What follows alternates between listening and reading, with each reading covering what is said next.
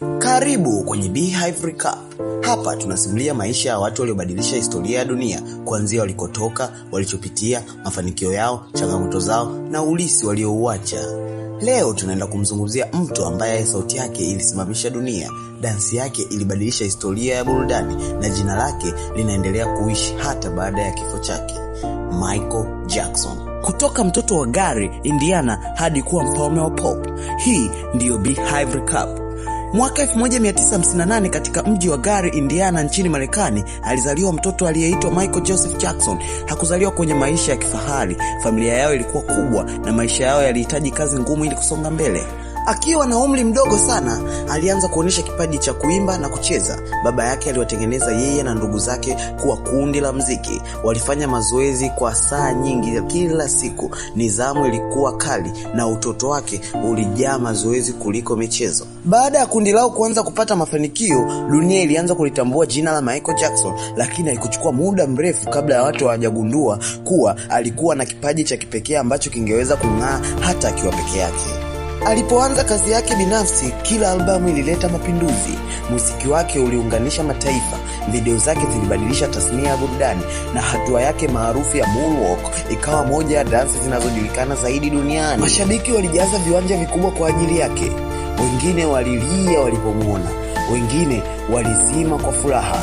Hakukuwa na msanii mwingine aliyekuwa na ushawishi kama wake katika kipindi hicho. Lakini nyuma ya mwanga wa jukwaa kulikuwa kuna maisha magumu.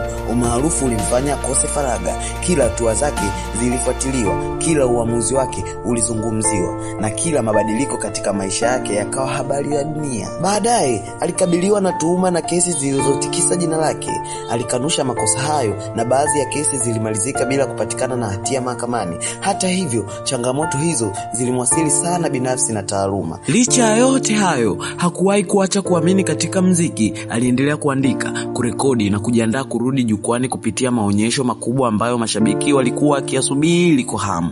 Lakini kabla ndoto hiyo haijatimia, tarehe 25 Juni 2009, dunia ilishtuka. Habari zikasambaa kuwa Michael Jackson amefariki akiwa na umri wa miaka 50. Mamilioni ya mashabiki walilia. Radio na television duniani kote zilisimamisha vipindi vya kawaida ili kuripoti habari hiyo. Dunia ilikuwa imepoteza mmoja wa wasanii wakubwa kuwahi kuishi, lakini kifo chake hakikuweza kuzima urithi wake.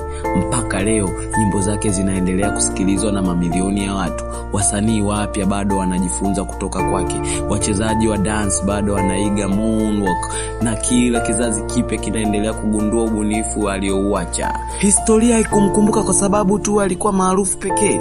Ilimkumbuka kwa sababu alibadilisha muziki, dance, video za muziki na burudani ya dunia kwa kiwango ambacho wachache sana wamewahi kufikia. Na ndiyo maana kila unaposikia beat ikianza, kila unapomwona mtu akifanya moonwalk, jina moja linaendelea kuishi: Michael Jackson, the king of pop. Mimi ni Beehive Recap. Usisahau kulike, kushare, kufollow na kusubscribe kwa simulizi nyingine za maisha ya watu waliobadilisha historia. Tukutane kwenye recap inayofuata. Ciao.